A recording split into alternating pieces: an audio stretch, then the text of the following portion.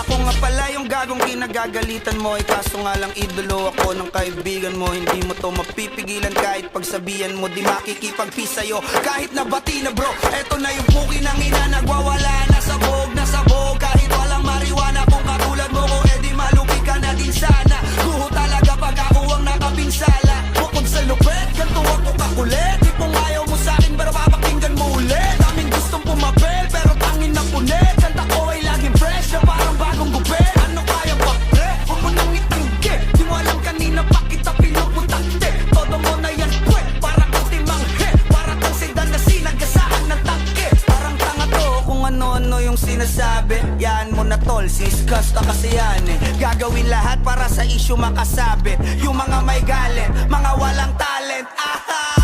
Di pa ako tapos. Akala nyo kaya nyo mapatigil si Dasos? Mas lalong nanggigigil to lalo pag di pa os. Di ganun kasikat at least di ako laos. Ako ang dahilan kung bakit nandiyan kang gagawa. Kaya wala kang karapatan na maging suplado ha. Pinagbuksan kita nung pinto ay sarado na. Kaya pag dumating ako dapat magmano ka. Magmano ka. Magmano ka. Bitch.